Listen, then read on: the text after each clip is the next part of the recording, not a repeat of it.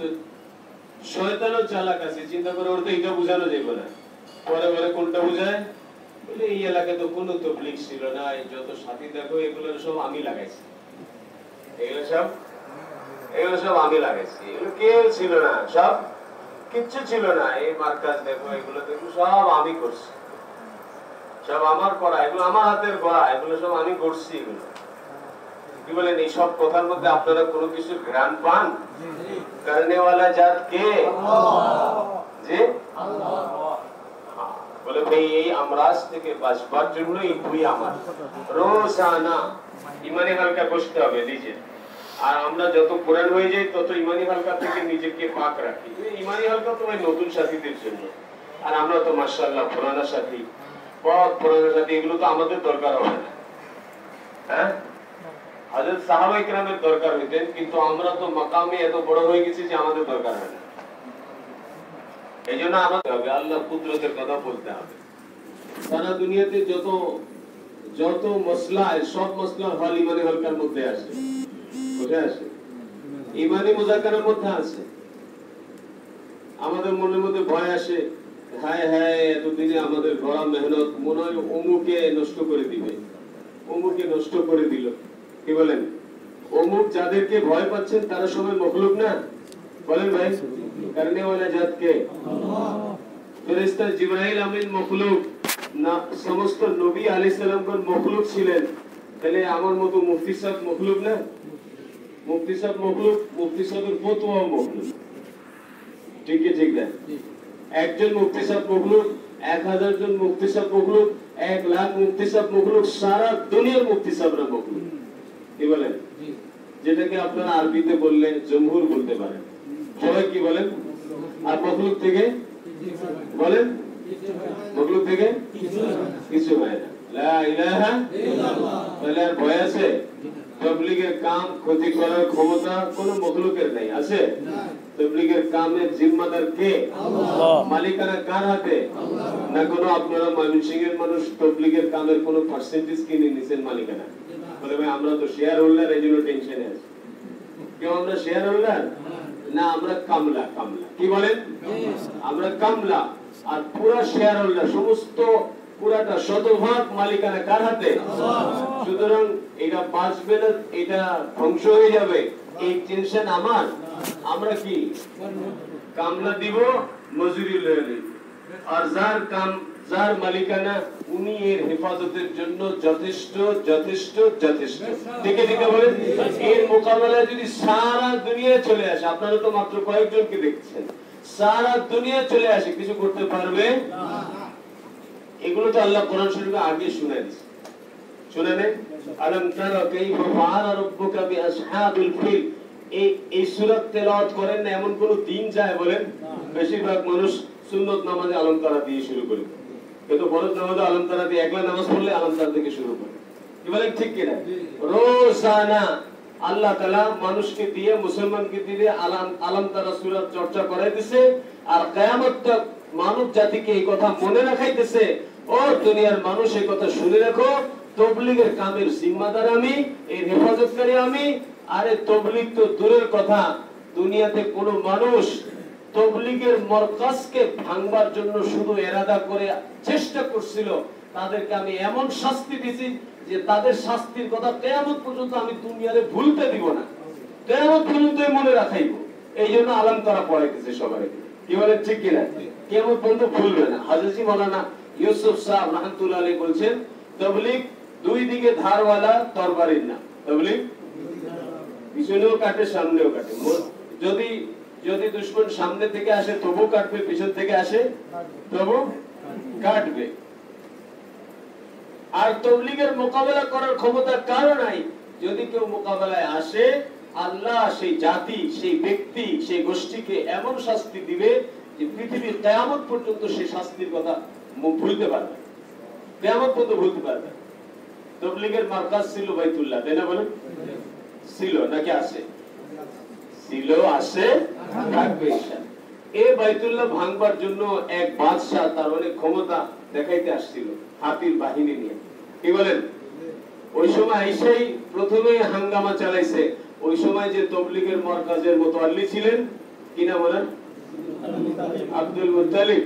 হ্যাঁ, আইসে ওনার উট চিন্তা করে নিয়ে গেছে। ভাবছে যে যেহেতু আমি উট চিন্তা করে নিয়ে আসছি, আমার সাথে একটা সমাধান করার জন্য, সুরাহা করার জন্য, হ্যাঁ, সামনে কি বসাই হই। সারাদিন যায় আব্দুল মুত্তালিব, তো কোনো খবরই হলো না। বিকালবেলা গেছে, ওই মিয়া, তোমার লোকেরা আমার উট ধরে নিয়ে আসছে, আমার উটগুলো দিয়ে দাও। আব্রাহা চিন্তা করতেছে, আর এই বেচারা আমি যত ভয় পেয়েছিলাম, যত চালাক মনে করি, এই বলদ চলদ লোক, আমি আইছি বাইতুল্লাহ ভাঙতে, যে ঘরের সে মুতাওয়াল্লি, সে তো সেই ব্যাপারে কোনো কথাই কয় না। হ্যাঁ হ্যাঁ, নিজের উটের কথা কইতে আসছে। তো বলে, আমি তো তোমার, তুমি যে ঘরের মুতাওয়াল্লি, বাইতুল্লাহ ভাঙতে চাই। তো বুঝি, দেখো ওই বাইতুল্লাহর একজন মালিক আছে, সে ক্ষমতা থাকলে, তার ক্ষমতা থাকলে সে তার ঘরে হেফাজত করবে। তুমি আমার উট আনছো, আমার উট আমারে দিয়ে দাও। কথা বুঝেন নাই? আমি এই ঘটনা বললাম এই পর্যন্ত, পরের ঘটনা বলা আমার মাকসাদ না, এই পর্যন্ত বলা আমার মাকসাদ। তো ঘরের একজন মালিক আছে, মালিকের ক্ষমতা থাকলে সে হেফাজত করবে, আর মালিকের ক্ষমতা না থাকলে তুমি ধ্বংস করে দিবা। এই পর্যন্তর জন্য আমাদের সবক। এই তাবলীগের একজন মালিক আছে, তার ক্ষমতা থাকলে সে হেফাজত করবে, আর মালিকের ক্ষমতা না থাকে তো যে ধ্বংস করতে চায়, বন্ধ করতে চায়, বন্ধ হয়ে যাবে। কি বলেন? কিন্তু তুমি আমার উট চিন্তাই করছো, সেটা আমারে দাও। আমরা কি করবো? আমার তালিম বন্ধ করছো, সেটা আমি করতে চাই। বুঝলেন না কথা? আমার গস্ত বন্ধ হয়েছে, আমার তেলাওয়াত বন্ধ হয়েছে, এগুলো সব আমি চালু করতে চাই। আমার মালিকানা দরকার নেই, হেফাজতের জিম্মাদারি আমার লওয়ার দরকার নেই। রোজানা ইমানি হালকায় বসে কথা দাওয়াত দিতে হবে, মখলুক থেকে হয় না, আল্লাহ থেকে হয়। আর মোকাবেলায় যাদেরকে আপনি দেখতেছেন, এরা সব মখলুক। নিশ্চিত থাকেন মখলুক। সন্দেহ আছে? মখলুক হওয়ার ব্যাপারে সন্দেহ আছে? সবাই ইমানি হালকা লাগাইবো ভাই, এটা হযরতজির তাকাজা। বিশ্বাস করেন, হযরতজির কথা মেনে নেন। আমার নজরে উনি জামানার কুতুব। হ্যাঁ, বিশ্বাস করেন, উনি জামানার কুতুব। উনি যেটা বলেন এটা মেনে নেন, ইমানি হালকা লাগান।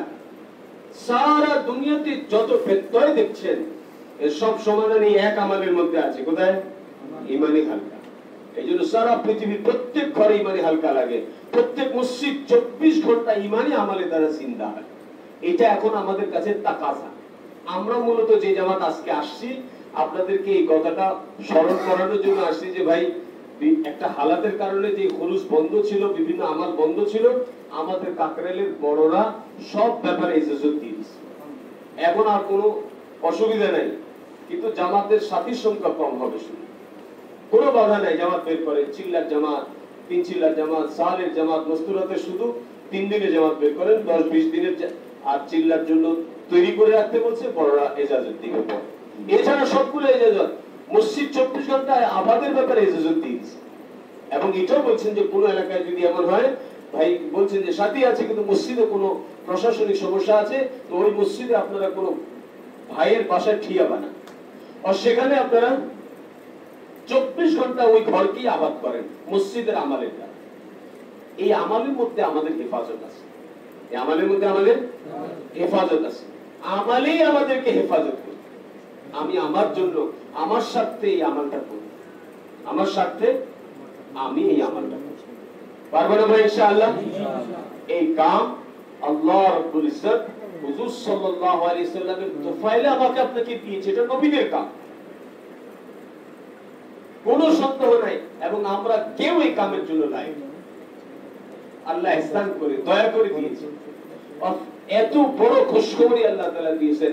আল্লাহ ইউসুফ সাহেব রহমাতুল্লাহ একটা বয়ান আমি কিছুদিন আগে তরজমা করেছি, সেখানে পরিষ্কার মানে সুলতার মতো বয়ানের মধ্যে স্পষ্ট কথা বলছেন যে আল্লাহ জবুর কিতাবের মধ্যে হযরত দাউদ আলাইহিস সালামের কাছে, উনি পুরো আরবি ইবারত এখানে নকল করেছেন। দাউদ আলাইহিস সালামের কাছে ওহী নাযিল করেছেন, হে দাউদ, আমি আপনার পরবর্তীতে এমন একজন নবী দুনিয়াতে পাঠাইবো, যার উম্মতের উপরে ওই সমস্ত কাজ ফরজ এবং নফল থাকবে যেগুলো নবীদের জন্য ফরজ এবং নফল হইতো। নবীদের জন্য ফরজ এবং নফল হইতো। সেই উম্মত উপরের দিকে ওঠার সময় সুবহান আল্লাহু আকবার বলবে, নিচের দিকে নামার সময় সুবহানাল্লাহ বলবে, আর তাদের জবানে লা ইলাহা ইল্লাল্লাহর কাসরাত হবে। লা ইলাহা ইল্লাল্লাহর চর্চা তারা খুব করবে, আর দ্বীনের জন্য তারা দূর থেকে দূর এবং লম্বা লম্বা সফর করবে। অতিরিক্ত সফরের কারণে তাদের গায়ের কাপড় চোপড় গুলো ধুলা ময়লা যুক্ত থাকবে, তাদের পায়ের গোড়ালি গুলো ফাটা ফাটা থাকবে, তাদের জীবিত অবস্থায় তাদের স্ত্রীরা বিধবার মতো জীবন যাপন করবে, সন্তানেরা ইয়াতিমের মতো জীবন যাপন করবে। এ দাউদ আমার সালালের কসম, এই কুরবানির কারণে কাল কিয়ামতের ময়দানে আমি তাদেরকে এমন পুরস্কার দিব, এমন সম্মান দিব যেমন নবীদেরকে দিব, এমন বদলা দিব যেমন নবীদেরকে দিব। অর্থাৎ নবীরা তাবলীগ করার কারণে তাবলীগের বিনিময়ে যে বদলা, যে পুরস্কার, যে বেতন নবীরা পাবে, এই উম্মত মেহনত আর কোরবানির কারণে সেই দরজায় বেতন পাবে। মাকাম একটা শুধু কম থাকবে, ওনারা নবী আর এরা নবী না। এই জন্য মেরে মহতারাম দোস্তার, এত বড় কাম এরকম না ভাই আমি করতে মনে চাইলে করলাম, ভালো লাগলে করলাম না। তাবলীগ তো কামটাই এরকম, ভালো লাগলেও করতে হবে, না লাগলেও করতে হবে, হার হালে করতে হবে। বরং আমি তো এই কথা বলে থাকি যে ভাই আমাদের সামনে যে কিছু একটা হালাত আসছে, এই হালাত তো আমরা দোয়া করে নিয়ে আসছি, জানেন না আপনারা? আপনারা দোয়া করছেন না? আপনারাও করছেন, আমিও করছি, আপনারাও করছেন। আপনি মিলাই দেখেন, আপনারাও করছেন, আল্লাহ সাহাবায়ে কেরামের সাথে হাসর করে দিয়েন, সাহাবায়ে কেরামের সাথে জান্নাতের সাথী হওয়ার তৌফিক দিয়ে দিয়েন। এই দোয়া করছেন না করছেন? হ্যাঁ, সাহাবাদের সাথে আমরা হাসর হোক, এটা চাই না না চাই? এই দোয়া করছি না না করছি? এখন ভাই যার সাথে যার হাসর হবে তার সাথে তার আমলের মিল হইতে হবে, ঠিক কিনা? আল্লাহ কথা এত কান্দোস, আল্লাহ রাস্তা বের হয়ে হয়ে এত দোয়া করস, সাহাবীদের সাথে হাসর হইতে মনে চায়, সাহাবীদের সাথে জান্নাতে যেতে মনে চায়, তাহলে সাহাবায়ে কেরাম যেরকম করে তাবলীগ করছিল, তোরা আরামের তাবলীগ বাদ দিয়ে একটু কষ্ট করে তাবলীগ করে দেখা, তাইলে দিব। এরকম সাহাবায়ে কেরাম যেরকম কষ্ট করে করে ঘরের মধ্যে পলা পলা তাবলীগ করছে, তাবলীগের মধ্যে বাধা। একটা জামানা তো ছিল কয়েক বছর আগে, 2-3 বছর আগে, তাবলীগ গেলে মানে হচ্ছে যে ঘরের মধ্যে কষ্টে আছে, তাবলীগে গেলে তো সে শ্বশুর বাড়ির চেয়ে বেশি আপ্যায়ন পাচ্ছে। কি বলেন? মানুষ সঙ্গে ঘরের মানুষ অত মহব্বত করতেছিল না। জামাতে গেলে মহল্লার সাথীরা এবং পুরানা সাথীরা, জামাতের সাথীরা এই পরিমাণ মহব্বত করতেছে। কি বলেন? মানে আতিথেয়তা জামাতের মধ্যে এত বেশি ছিল। এখন একটা কোরবানির শেখার আসছে, এটা হচ্ছে চূড়ান্ত ইমতিহান যে আসলে কারা তাবলীগ ওয়ালা, যারা আরামের হালতে, ইস্তেকবালের হালতে তাবলীগ করে, আবার যারা কষ্টের হালতেও তাবলীগ করে। তাকাজাটা এইটা আমাদেরকে বুঝতে হবে। এইজন্য যে কোনো হালাতে, যে কোনো হালাতে তাবলীগের কাম 100 ভাগের 100 ভাগ করতে হবে। কোন হালাতে কামের থেকে সামান্যতম পিছানো যাবে না। কোন কষ্ট, খানার কষ্ট, ঘুমের কষ্ট, চান দেওয়ার কষ্ট, কোন জায়গায় পিছিয়ে করা যাবে না। আমরা তো তাদের অনুসারী নিজেদেরকে দাবি করি। হযরতে সাহাবায়ে কেরাম যারা নিজের গলায় এই দ্বীনের জন্য কাটায় দিয়েছে, ঠিক ঠিক না বলেন? উহুদের ময়দানের এই ঘটনা আমরা কতবার হায়াতুস সাহাবাতে পড়ছি যে উহুদের ময়দানে চতুর্দিক থেকে বলে কাফের মুশরিক হুজুর সাল্লাল্লাহু আলাইহি ওয়াসাল্লামকে ঘিরে ফেলছে, মাত্র 13-14 জন সাহাবী হুজুর সাল্লাল্লাহু আলাইহি ওয়াসাল্লামের চতুর্দিকে, বুঝছেন? চতুর্দিকে হাতে হাত দিয়ে একজন আরেকজনকে ধরে রাখছে, কোন কাফের যেন নবী পর্যন্ত পৌঁছতে না পারে। আল্লাহর নবী, আল্লাহর দ্বীন, নবী খতম হয়ে গেল মানে তো দ্বীন খতম হয়ে গেল। আল্লাহর দ্বীনের হেফাজতের জন্য, নবীর হেফাজতের জন্য, ওই জামানার আমিরের হেফাজতের জন্য প্রত্যেকে নিজের জান খাপাইছে, ঠিক ঠিক না বলেন? তীর আসতেছে তো কেউ নিজের হাতে নিয়ে নিচ্ছে, তীর যেন নবী পর্যন্ত না পৌঁছে।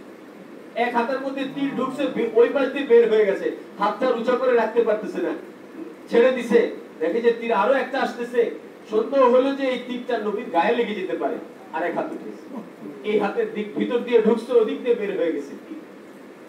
এই অবস্থায় দুই হাত ঝুলতেছে, আরো একটা তীর আসতেছে, এই তীর তো নবীর গায়ে লেগে যেতে পারে। এবার চেহারাটা আগাইছে যে আমার চেহারার মধ্যে, আমার চেহারা ক্ষত বিক্ষত হয়ে যাক, চোখ কানা হয়ে যাক, যা কিছু হয়ে যাক, কিন্তু তীরের আঘাত যেন আমার নবী পর্যন্ত না যায়।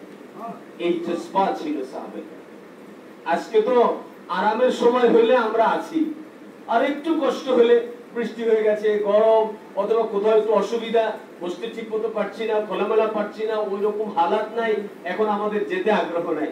কিন্তু আপনি একটু চিন্তা করেন, বলাটা সহজ, একটা তীর আসতেছে, তীর আসলে তো আমরা আমাদের টঙ্গীর ময়দানও আমরা আমাদের মাথার উপরে ইট পড়তে দেখলে মাথা সরায় নিছি, আর এই লোক আল্লাহর দ্বীনের জন্য, আল্লাহর দ্বীন, আল্লাহর নবীকে হেফাজতের জন্য তীর আসতেছে, মাথা সরায় নেয় নাই, বরং তীর বরাবর মাথা নিতেছে যে তীর আমার চোখে ঢুকে যাক, কিন্তু আল্লাহর নবী পর্যন্ত তীর না যায়।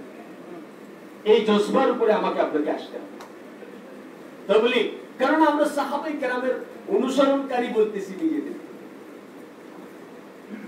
তীর চোখের মধ্যে ঢুকে গেছে, চোখটা কোটর থেকে বের হয়ে গালের মধ্যে ঝুলে পড়ছে, গোশতগুলো কিমা কিমা হয়ে গেছে, পড়ে গেছে। নবীজি তার গর্দানটা টেনে নিজের কুলের মধ্যে নিয়ে নিছে, তীর বের করে চোখটা কোটরের মধ্যে ঢুকায় দিছে, আর লালা দিয়েছে, ভালো হয়ে গেছে। মেরে মোহতারাম দোস্তার, আজকে আমার মসজিদ আর 5 আমাল, আমার খুরুজ, আমার মাকামি আমাল, আমার মসজিদের গাছ, আমার সবগুজারি, এই সবগুটা আমলের এমন ইহতিমাম হওয়া দরকার যে এই আমল করতে গিয়ে যদি আমার চোখ উপরে ফেলা হয় তবু আমি এই আমলকে ছাড়ব, আমার আমল ঠিক থাকবে। সবাই রাজি আছি না ভাই? আর মেরে মোহতারাম দোস্তর বুজুর্গ, তাবলীগ ইজতিমাই আমল, তাবলীগ ইজতিমাই আমল। কেউ ইনফিরাদি একলা চলার মেজাজে এই তাবলীগ করাই সম্ভব না, ইজতিমাই চলার মেজাজ লাগবে। হযরতজি বারবার বলতেছিলেন, একটা শব্দ কয়েকবার বলছেন একই বয়ানের মধ্যে, একটা শব্দ কয়েকবার বলছেন একই মেজাজের, একই বয়ানের মধ্যে। এই জামানার মধ্যে জান মালের কোরবানির যে বড় কোরবানি হলো সাথীকে বরদাস্ত করা, সাথীকে নিয়ে চলা। আপোষে অন্যকে বরদাস্ত করতে না পারলে আপনি নিয়ে চলতে পারবেন। এই আপনি এরকম করছেন কেন, ওই আপনি এরকম করছেন কেন, অমন করলে আপনি এখানে আসতে পারবেন না, অমন করলে ওরে ছাঁটাই করে, ওরে বাছাই করে, এগুলো আমাদের কাম না। সবাইকে নিয়ে চলতে হবে। আপনি চিন্তা করেন, হুজুর সাল্লাল্লাহু আলাইহি ওয়াসাল্লাম মক্কাতুল মুকাররমায় জন্ম, মদিনা মুনাওয়ারায় মেহনত করতেছেন, কিন্তু হাফসার গোলাম আছে, সালমান ফারিসের আছে, কি বলেন, হুজুর সাল্লাল্লাহু আলাইহি ওয়াসাল্লামের জামাতটা আপনি দেখেন, কেউ আফ্রিকার, কেউ পারস্যের, কেউ মক্কার, কেউ মদিনার, কেউ তায়েফের, হ্যাঁ সারা দুনিয়া মিলে হুজুর সাল্লাল্লাহু আলাইহি ওয়াসাল্লামের কাছে একটা মজমা। সবার কৃষ্টি, কালচার, আদত, অভ্যাস ভিন্ন ভিন্ন, কিন্তু নবী পাক সাল্লাল্লাহু আলাইহি ওয়াসাল্লাম সবাইকে এক জায়গায় জমা করে ফেলছে, এক জজবার উপরে, এক মেজাজের উপরে নিয়ে আসছে।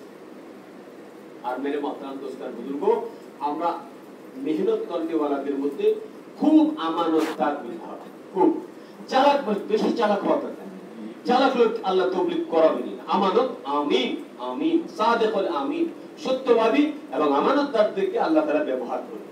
তাবলীগ, সকালবেলা হযরত বলতেছিলেন, খোদা কি কসম, তাবলীগ একজন মানুষ অতটুকু তাবলীগ করতে পারবে যতটুকু আল্লাহ ব্যবহার করবেন, এর চেয়ে বেশি কেউ এই কামের জন্য নিজেকে ব্যবহার করতে পারবে না। যোগ্যতার বলে আমি অনেক এলেম রাখি, আমি অনেক তাবলীগ করে ফেলবো, ইম্পসিবল। অনেক পয়সা আছে, অনেক তাবলীগ করে ফেলবো, পয়সা দিয়া, এলেম দিয়া, যোগ্যতা দিয়া, ক্ষমতা বল দিয়ে তাবলীগ করা যায় না, কবুলিয়তের দ্বারা তাবলীগ করা যায়। যে আল্লাহর কাছে এই মেহনতের জন্য যতটুকু কবুল হইতে পারবে ততটুকুই এই মেহনতের মধ্যে ব্যবহার হওয়া যাবে। এখন মেরে দোস্ত, আল্লাহ তাআলা কবুল করার জন্য কিছু শরায়েত আছে, কিছু শর্ত আছে। তার মধ্যে এক নম্বর হলো সত্যবাদী হইতে হবে, আমানতদার হইতে হবে, সাদিকুল আমিন। নবুয়ত প্রাপ্তির আগে নবী সাল্লাল্লাহু আলাইহি ওয়াসাল্লামের দুটো উপাধি, সাদিকুল আমিন, সত্যবাদী ছিলেন এবং আমানতদার ছিলেন। আজ মেরে দোস্ত, আমাদের কোন এক সাথী একটা কথা আমার কাছে বলে, আর বলে যে ভাই এই কথাটা তুমি কাউকে বলিও না, আর সে এই কথাটা বলার জন্য 300 টাকা মোবাইলে ঢুকায়, বলে ও ভাই শুনছেন নি অমুক এলাকার উনি কিন্তু এমন ঘটনা ঘটাইছে, আবার আমারে কইতে না করছে, শুনেন কইতে না করছে, আমি আপনি আমার বেশি আপন দেখে আপনারে কইলাম, আপনি কিন্তু আবার কেউ কইলেন। পরে দেখা যায় যে এলাকা সবাই জানে এই কথা সবাই, যে আপনি কিন্তু আর কেউ কইলেন। আপনার বন্ধু, ওনারাও এরকম বন্ধু আছে, উনি তারে কয়ে কইছে যে আপনারা আমি বন্ধু মনে করে কইলাম, আপনি কিন্তু আর কইলেন। এরকম তারও আরেকজন বন্ধু আছে, সে তার কাছে এরকম কইছে যে আপনারা কইলাম, আর কারোর কাছে কিন্তু কইলেন না, এরপর আর কেউ বাকি। এতটুকু একটা কথা আমরা হজম করতে পারি না, আমানতদারি রাখতে পারি না। দিন এত বড় জিনিস, এত বড় দামি জিনিস, এটা আমার আপনার কাছে নিরাপদ না আমরা এটা বিক্রি করে খেয়ে ফেলবো, এটা আল্লাহ যাচাই করে দেখবেন। এইজন্য আমানতদার ছাড়া কাউকে তাবলীগের কামে ব্যবহার করবেন। অনেক খেয়ানতওয়ালা আছে, দিন তার হাতে আসার কারণে সে দিন বিক্রি করে খাইছে। এই জন্য দিন আমিন লোকদের দ্বারা চলবে, আমানতদার।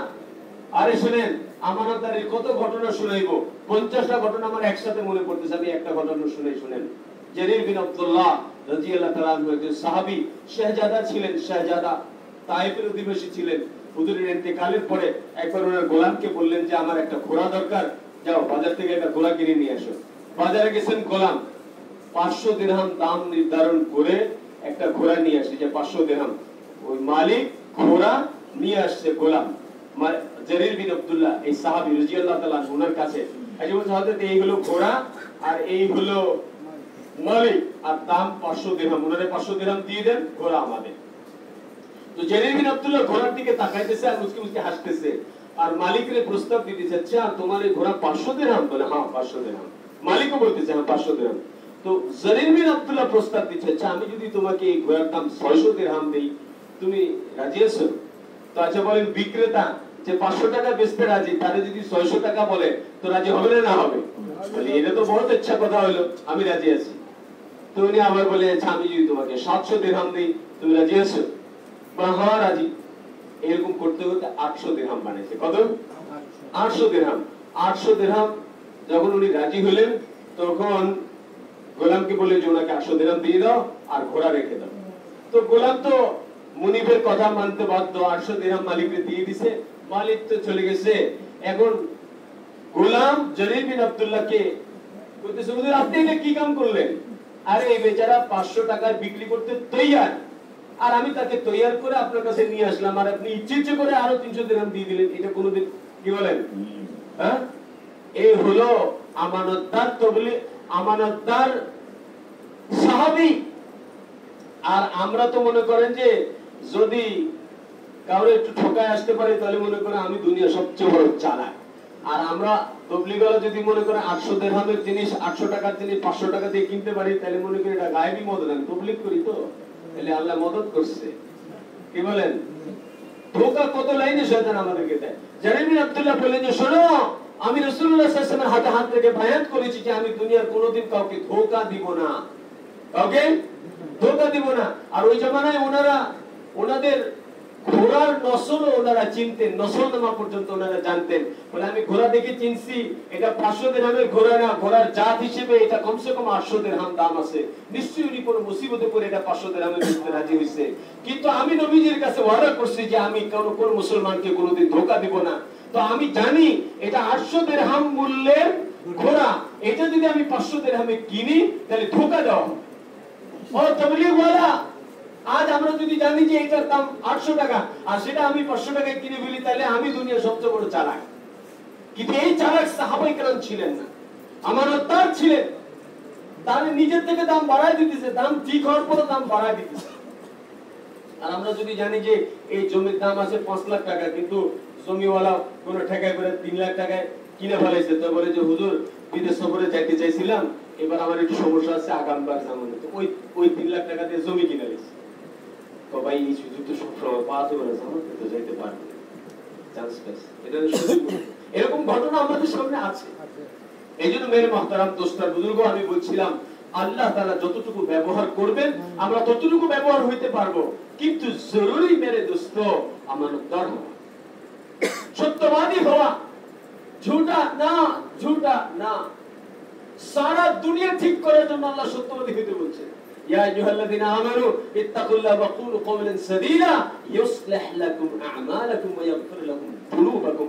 আল্লাহ ওয়াদা করছে সারা দুনিয়ার মুমিনরা, ইয়া আইয়ুহাল্লাযীনা আমানু, ঈমানওয়ালাদেরকে আল্লাহ তাআলা বলছে ইত্তাকুল্লাহ, আল্লাহকে ভয় করো, ওয়া কুলু কওলান সাদীদা, আর সত্য কথা বলো, ইউসলিহ লাকুম আ'মালাকুম, যত দুর্নীতি দেখো সারা দুনিয়ার দুর্নীতি আমি সংশোধন করে দিব।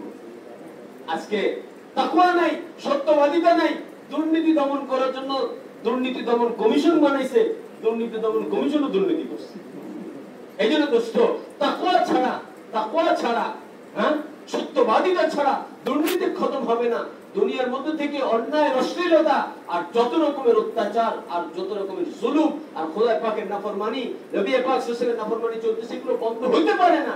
আমাদের এই তদরিকের দ্বারা উদ্দেশ্য দিন কায়েম করা, দিন। আমি মৌলানা ওমর সাহেব পালনপুরি রহমতুল্লাহ একদম হাঁটুর কাছে বসে শুনছি, উনি 5 বার কসম করে বলছে, खुदा की कसम हमारी ये तबलीग का मकसद दीन है, दीन।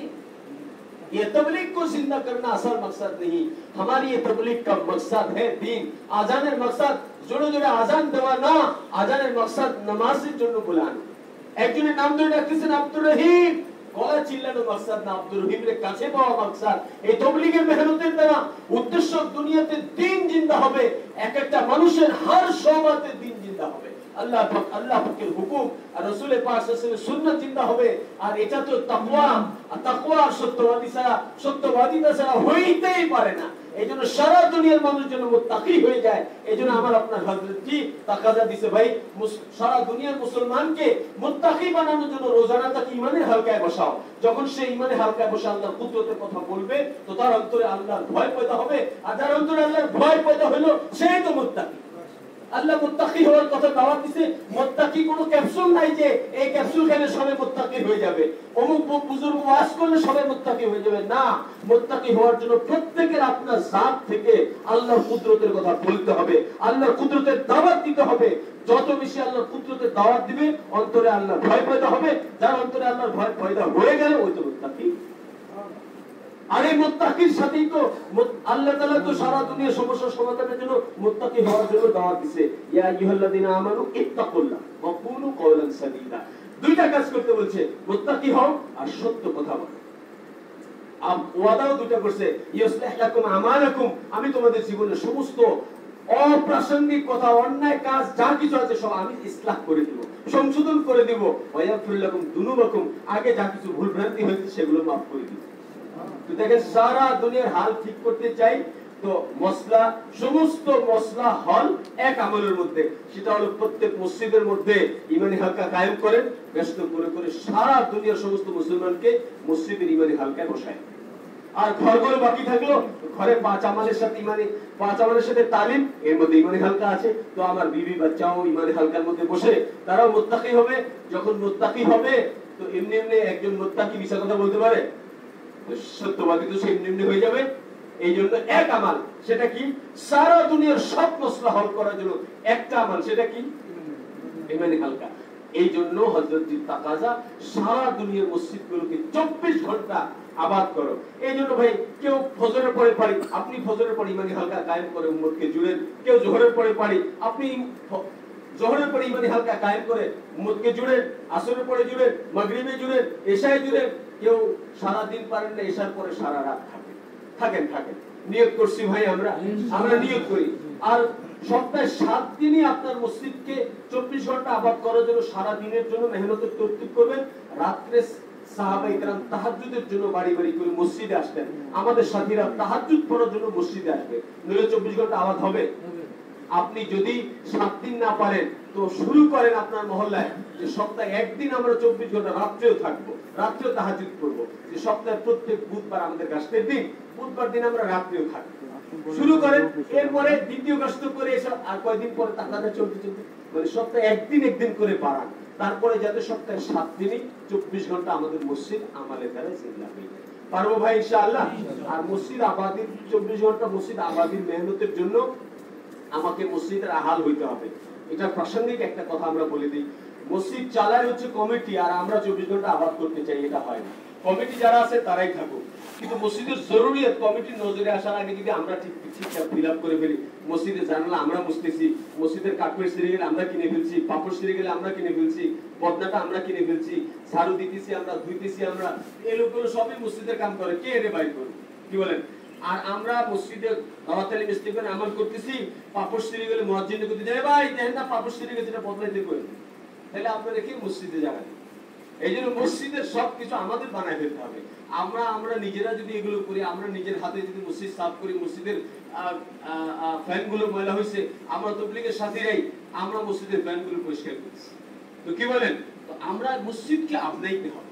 সবাই রাজি আছি ভাই ইনশাআল্লাহ? 24 ঘন্টা মসজিদ আবাদ করার জন্য তৈয়ার আছি ইনশাআল্লাহ। আর ভাই আপসে মিলে ঝুলে থাকতে হবে, আপসে মিলে ঝুলে থাকতে হবে। অনেক বড় একটা আমাল যদি আপনার হাতছাড়া হয়ে যায় শুধু একজনের সাথে মহব্বত ঠিক রাখার জন্য, তাহলে আমালকে কোরবানি করে দেন। মোহব্বতটা নষ্ট করতে দিবে। শয়তান এটা চায়, টুকরা টুকরা করতে পারলে সে জিতে। জানেন হুজুর আপনি বলবেন যে হুজুর জানেন না কিমনে চলো, কি করে আল্লাহ। আমার কাছে তো ফরামেশে বিচার আসে, দেখ মুফতি সাহেব মাদ্রাসা আছে, মানে সারা দিন আমার মোবাইল রেকর্ডিং যদি আপনি 2 মাসেরটা রেকর্ডিং লিখে লিখে ইয়া করে তাহলে দেখবেন যে একটা কিতাব হয়ে গেছে। এত মশলা আসে, বিশেষ করে আমাদের সাথীদের মশলা। তবলিগের উসুলের কিতাব হবে, মশালার কিতাব হয়ে যাবে, এত মশলা। রাতে 2টা বাজে একটা মশালার জন্য জিজ্ঞেস করা পড়বে। আমি যেটা বললাম যে ভাই এগুলোর মধ্যে বেশিরভাগ মশলা থাকে আপোষের জন্য খতম করার জন্য। এই জন্য আপোষের জোরটা ধরে রাখার জন্য যে কোনো মূল্যে জোরটা খতম নষ্ট করা যাবে, যে কোনো মূল্যে আমাকে জোর ধরে রাখতে হবে। শয়তান চাইবে টুকরা করতে, কাম তো আপোষে মহব্বতের দ্বারা চলে। তোর সৃষ্টি করলে তো কাম খতম হয়ে যাবে। আল্লাহ পাকের মদদ শামিল হাল হবে না যদি ইস্তেমাইয়াত আপোষে না থাকে। এই জন্য মেরে দোস্ত, আপোষের মধ্যে দোষ ত্রুটি তালাশ করা, দোষ ত্রুটি খোঁজা, এগুলো থেকে আমাদের বেঁচে থাকতে হবে। আমাদের তবলিগের উসুলের মধ্যে এটা পড়ে না, দোষ ধরা আছে। বলেন তবলিগের উসুলের মধ্যে এটা আছে, দোষ ধরা। কিন্তু আজকে কিন্তু আমরা ইসলাহের নামে এগুলো করছি যে হুজুর কেমনে এদের সাথে মিলে জুলে এই করে সে করে। ভাই এগুলো আপনি আপনার জিম্মাদারি না। কাউকে ইসলাহ করা, কাউকে সংশোধন করা, এটা কার জিম্মাদারি? এই লোকটা ইসলাহ করবে আল্লাহ তাআলা, আর ইসলাহ হবে সে এই কামের মধ্যে চলতে চলতে। আপনি যদি তার ইসলাহ করতে চান তাহলে তো সে আপনার থেকে ভাগবে, ঠিক না? মুসলিহ উদ্দিন আপনার হওয়া দরকার নেই, আপনি মুসলিহ তো আল্লাহ তাআলা, ইসলাহ আপনি করেন।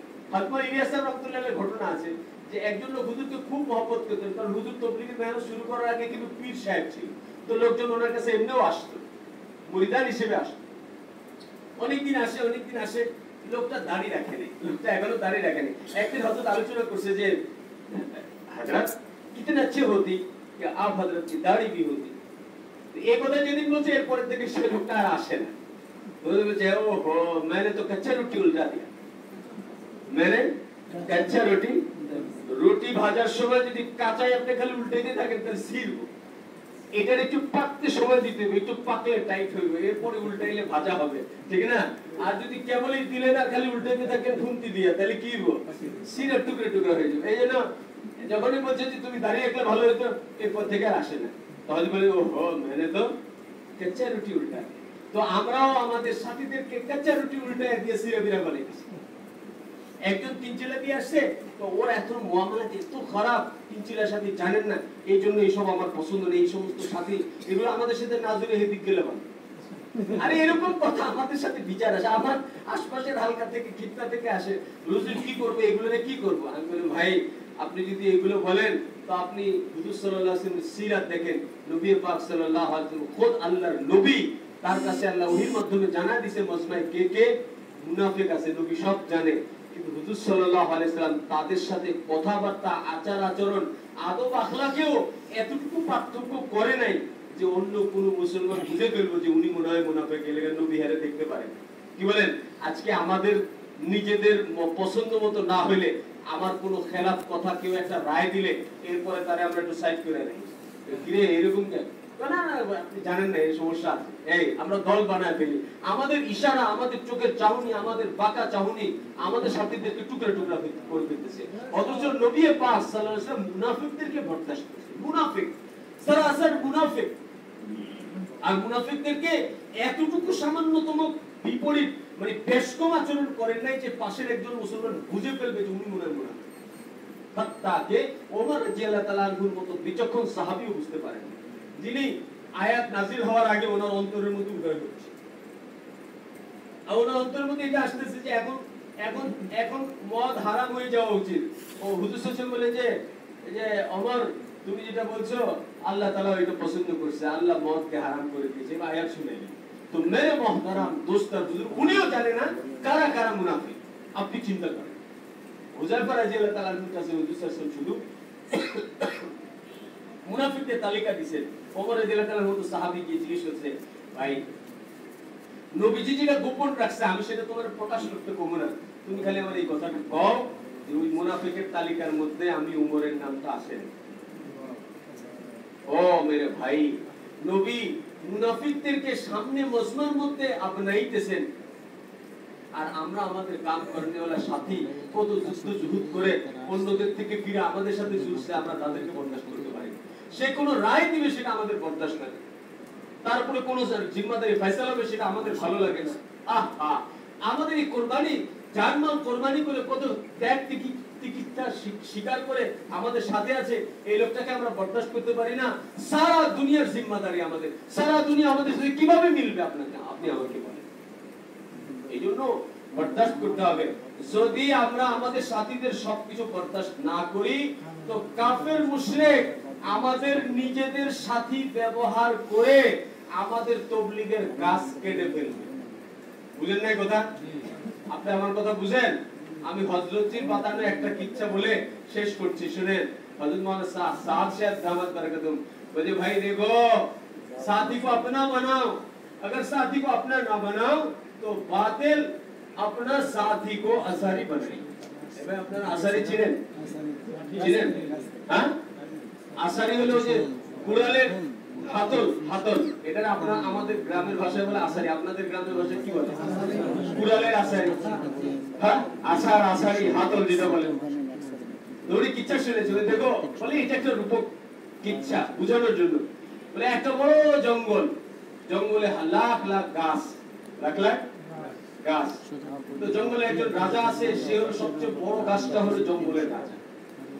এই রাজার কাছে একটা কুড়াল, উঠান কুড়াল আছে না লোহার, এই কুড়াল অসহায় অবস্থায় এসে বলছে, হযরত আপনার জঙ্গলে এত বড় বড় গাছ, লক্ষ লক্ষ গাছ, আমার 2 হাত ডাল দিবেন, আমার খুব দরকার। তো আশপাশে যারা উজির নাজির উপদেষ্টা আছে বলছে, না না হুজুর, এ বহুত খতরনাক, এর ডাল দিলে অসুবিধা আছে, দিয়েন না। কিন্তু রাজা বড় দিলওয়ালা, বলছে আরে আমার তো লাখ লাখ গাছ আছে, এখান থেকে 2 হাতের একটা ডালা ওরে দিলে কি হবে? তো যখন নাকি এই 2 হাতের একটা ডালা তারে দিয়ে দিছে, এই কুড়াল কি করছে, এই গাছের ডালারে নিজের আসারি বানাইছে। আর যখন কুড়ালের সাথে আসারি লেগে যায়, গাছ কাটতে অসুবিধা আছে, এই কুড়াল দিয়ে সারা জঙ্গলের গাছ কাটা শেষ। এখন রাজা দেখে, কি আমার আশপাশে তো পুরো জঙ্গল কেটে সাফ ফাঁকা হয়ে গেছে, এই আকাম কে করলো?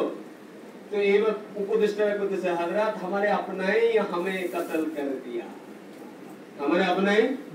বলেন সারা জঙ্গলের গাছ কেটে কুড়াল খতম করে ফেলছে, কিন্তু যদি কুড়ালের ওই গর্তের মধ্যে এই গাছের ডাইল আসারি না হইতো পারতো? বলেন, আমরা যদি আমাদের সাথীদেরকে আপনায় না রাখি, ইহুদ নাসারা ইসলামের দুশমন আমাদের সাথীদেরকে নিয়ে কুড়ালের আসারি বানায়, আর এই তাবলীগের গাছ কাইটে টুকরো টুকরো করব। আমাদের চোখের সামনে করে নাই, আবার আবার আবার আমাদের সাথীদের থেকে আসারি বাই করে দিতে চান? কেউ করতে পারতো না এত বড় ক্ষতি, যদি আমাদের নিজেদের গাছের ডাইল আসারি না হইতো কুড়ালে। এত বড় কোন কুঠারই দুনিয়াতে ছিল না যে কুঠার তাবলীগের গাছে খুব বসাইতে পারে। আরে বসাইছে তো আমাদের ডাল আসারি হয়েছে কারণে বসাইতে সাহস পাইছে, ঠিক ঠিক না? তাহলে সত্যিই ছিল না। আবার এই কাম করতে দিবেন? আরে আপনার পাশে, আপনার পছন্দ না হলে একটু বরদাস্ত করে নেন, একটু হজম করেন, একটু হজম করেন। ভাই পারবো না, পারবো না ইনশাআল্লাহ। আরে ভাই, আপনি লম্বা রাকাতে তাহাজ্জুদের চেয়ে বড় বুজুর্গি হলো কারো এই বেউসুলিকে বরদাস্ত করেন, তবু আপনি তাকে টিকায় রাখেন, জুড়ায় রাখেন, মোহাব্বত করেন, ভালোবাসেন, তাকে জুড়ে রাখেন। ঠিক আছে ভাই? পারবো সবাই ইনশাআল্লাহ? আল্লাহ আমাদের সবাইকে তৌফিক দান করে। আর ভাই নিজেদের তারাক্কি, নিজেদের ইসলামকে সামনে নিয়ে চলবো। আর বড়দের তরফ থেকে যখন যে তাকাদা আসে, যেমন আপনারা বড় মান্যওয়ালা পরিচয় দিয়েছেন, বড়রা বলছে ভাই এখন খুরুজ বন্ধ, আপনারা বন্ধ করে দিয়েছেন। এবং আমি আশা করি, আমি আল্লাহর মেহেরবানি এই সফরের মধ্যে 64 জেলা আমি সফর করেছি, এর মধ্যে আমার আন্দাজে মনে হয়েছে যে সবচেয়ে বেশি তাআতের মাধ্যম মানুষের মধ্যে আছে। এরা নরম দিলের ভাই, আমি মনে করব যে সবচেয়ে বেশি আগামী 1 মাস 2 মাসের মধ্যে যখনই আমাদের কোনো কারগুজারি দেশব্যাপী হবে, সবচেয়ে বেশি খুরুজের কারগুজারি ময়মনসিংহ জেলায় শোনাবে। আমি এটা আপনাদের প্রতি উম্মীদ রাখি। আপনারা কি বলেন? ইনশাআল্লাহ, ইনশাআল্লাহ, ইনশাআল্লাহ। বাকি মাগরিবের নামাজের পরে ইনশাআল্লাহ জরুরি মুযাকারা হবে, বয়ান হবে, সেখানে তাশকিল হবে। আমরা চাই আপনারা সর্বোচ্চ দরজার তাশকিল সেখানে হবেন। একটা এখানে যে মজমা আছে পুরো মজমা আমরা নিয়ত করব যে যত দ্রুত সম্ভব আমরা বের হয়ে যাব। বাকি এখানে যেহেতু একটা নির্দিষ্ট সংখ্যায় ডাকা হয়েছে, পুরো জেলা আসে নাই, আপনার পিছনে আপনার থানা আছে, আপনার পিছনে আপনার হালকা আছে, ইউনিয়ন আছে, আপনি আপনার থানা মেহনত করে আগামী অত দিনের মধ্যে কয়টা জামাত বের করতে পারবেন, থানায় গিয়া হালকা ইউনিয়নকে জিম্মাদারি দিয়ে দিয়া কয়টা জামাত বের করতে পারবেন। আমার ভাই বলছে 16। আপনি যদি এটা আগে থেকে তৈরি আছেন, তাহলে আমরা যে মেহনত করলাম, আমরা যে আপনাদের মধ্যে সফর করলাম, আমি 16 সাথে আরো 50 যোগ করে দিতে চাই। কারণ ওনার এই পরিমাণ সাথেই আছে, 16 সাথে 50 যোগ করলে কত হবে? বলে উনি 68টি জামাত খরচ করবে। কি বলেন?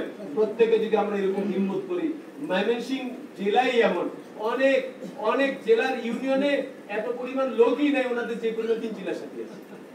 আমি এরকম কারগুজারি মেহেরপুর অথবা চুয়াডাঙ্গা বিভিন্ন জেলায় গেছি, ওদের এত ছোট ইউনিয়ন, বলে এক ইউনিয়নে 1800 হলো ভোটার, আপনাদের এক ইউনিয়নে 1800 3 জেলার সাথে আছে, এমন ইউনিয়ন আপনাদের আছে না নাই? তো চিন্তা করেন। এই জন্য আল্লাহ আপনাদেরকে আপনাদের হিম্মতের মধ্যে আরো তারাক্কি দান করে, আপনাদেরকে আল্লাহ মেহনত কবুল করে, কোরবানি কবুল করে। আমরা আপনার কাছে আমি দুইটা আরজ রেখে শেষ করছি।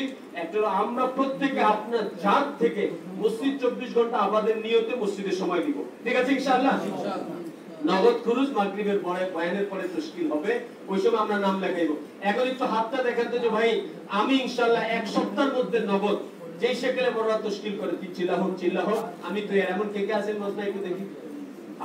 এই তো দাঁড়াই দেখেন যে আমি তৈয়ার, এক সপ্তাহের মধ্যে তৈয়ার।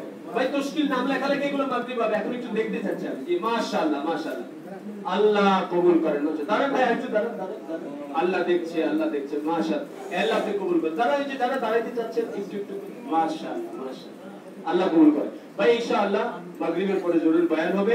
এখন আমরা নামাজের তৈরি নেই, নামাজের পরে যাদের সুযোগ আছে আমরা দোয়া ইস্তেগফারের মধ্যে থাকি, নামাজের পরে যদি বয়ান হবে ইনশাআল্লাহ।